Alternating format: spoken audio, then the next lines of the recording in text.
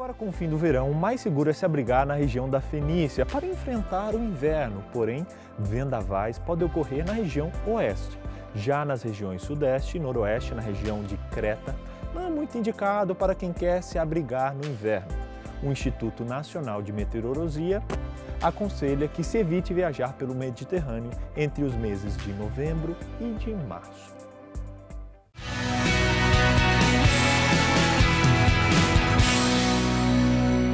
E aí, gostaram da minha performance como garoto do tempo?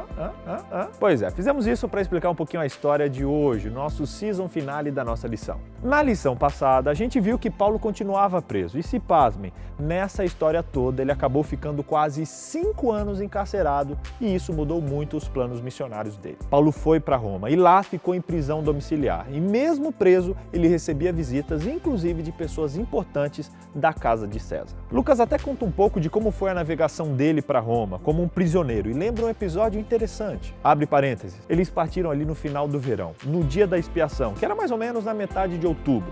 Com o início do inverno, normalmente se evitava viajar pelo mar Mediterrâneo. Paulo, sabendo disso, alertou sobre o perigo, mas eles ignoraram a previsão de tempo vinda do próprio Deus.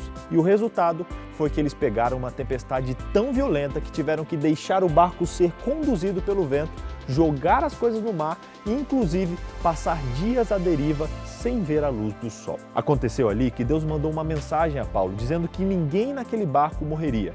Fecha parênteses. Ufa!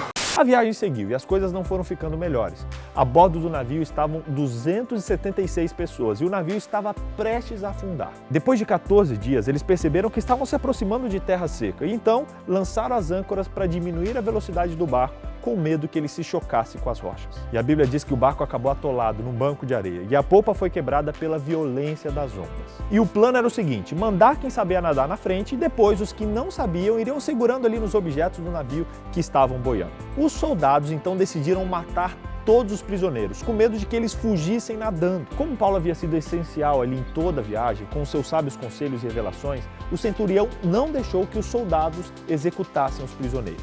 No fim da história, ninguém perdeu a vida, exatamente como Deus havia predito. É verdade.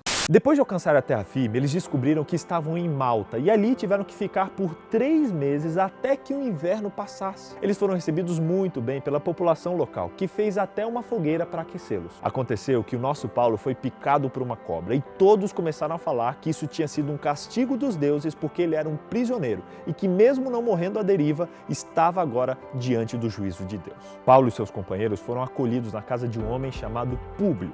O pai dele estava muito doente e Paulo o curou. E é claro, a notícia se espalhou ali por todos os lugares. E o apóstolo realizou vários milagres durante os dias que eles passaram naquela ilha. E tudo isso era um testemunho da existência de Deus. Mesmo Lucas não mencionando se ali houveram conversões, fica uma lição clara para nós de que a nossa missão vai além de batismos ou também envolve um cuidado desinteressado para com as pessoas.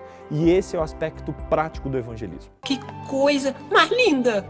Finalmente, seguindo viagem, eles foram para Roma. A última parte do trajeto foi feita por terra e, como fofoca corre, os boatos da chegada de Paulo já estavam circulando ali por Roma. Sabendo disso, um grupo de cristãos estava tão ansioso que eles foram ao encontro dele antes mesmo dele chegar. Depois de tudo que Paulo passou até ali, aquele encontro foi no mínimo emocionante. Temos que lembrar também que Paulo não estava indo para Roma a passeio, e sim para o seu julgamento. E aquela demonstração de carinho daquelas pessoas fez toda a diferença para ele. Ele se sentiu muito bem e muito mais forte para poder enfrentar o que estava por vir. Como eu falei no início, Paulo teve prisão domiciliar em Roma. Isso se deve ao fato de que o imperador Festo, em seu relatório oficial, deve ter escrito que Paulo não era culpado de nenhum crime. Assim, Paulo pôde alugar uma casa e, ao invés de ficar na prisão, ficar hospedado ali em um local. Mas mesmo assim, a Bíblia diz que ele ficou acorrentado a um soldado. Ou seja, Paulo trabalhava, Paulo pregava, comia e até ia ao banheiro com um soldado do lado. Que situação! Como Paulo não podia ir para a sinagoga, ele fez a sinagoga ir até ele e começou chamando os líderes judaicos locais para declarar a sua inocência e explicar o motivo real dele estar preso. A intenção dele era apenas uma: criar uma atmosfera de segurança que lhe permitisse pregar o evangelho, mostrando como a ressurreição de Jesus era o cumprimento da antiga aliança de Israel. Certo dia, os judeus vieram até ele para ouvir mais sobre o evangelho. Alguns foram convencidos do que ele dizia e outros não. Eles começaram então a ir embora e uma confusão começou ali. Foi então que Paulo começou a falar sobre os gentios mais uma vez. A última cena de Atos enfatiza a vitória do evangelho, pois nenhuma força judaica foi capaz de interromper o seu progresso. Bom, por causa da fragilidade de Paulo, é claro, há evidências de que ele foi posto em liberdade, realizou outra viagem missionária e depois foi novamente levado para Roma para ser executado. Isso está relatado lá em 2 Timóteo 4, 6 a 8, com as últimas e emocionantes palavras de Paulo. Eu já estou sendo derramado como uma oferta de bebida. Está próximo o tempo da minha partida.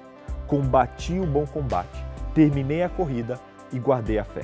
Agora me está reservada a coroa da justiça que o Senhor, justo juiz, me dará naquele dia, e não somente a mim, mas também a todos os que amam a sua vinda. Ellen White diz no livro Atos dos Apóstolos que as algemas do apóstolo tiveram tal influência que quando o seu poder e utilidade pareciam aniquilados e ao que tudo indicava bem pouco se poderia fazer, ele alcançou para Cristo frutos em campos dos quais parecia inteiramente excluído. E com isso, do ponto de vista do livro de Atos, pode-se dizer que a missão da igreja ainda não foi concluída. Agora, cada um de nós tem que entrar em cena. Muitos outros capítulos do livro de Atos, emocionantes, dramáticos, já foram escritos ao longo dos séculos e agora é a nossa vez de acrescentar mais um capítulo, talvez o último, e concluir a missão que Jesus deixou aos discípulos. Resumindo então, primeiro, Paulo foi levado de navio a Roma, mas o mesmo naufragou e eles tiveram que seguir nadando até a ilha mais próxima. Segundo, bem recebidos ali, Paulo realizou vários milagres de cura, sendo um testemunho do poder de Deus. Terceiro, Paulo ficou 2 anos em Roma, aguardando o seu julgamento em prisão domiciliar e ainda pregando.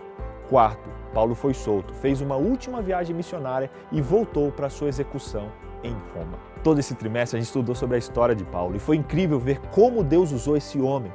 Hoje, Deus quer usar a mim e a você para que nós escrevamos o último capítulo da história do livro dos Atos. E aí, você quer fazer parte desse povo? Muito obrigado pela companhia sua nesse trimestre. Obrigado pelo seu carinho, pela sua parceria. Obrigado a todos aí que apoiaram a gente ao longo desse trimestre, na produção, na edição, em todos os meios.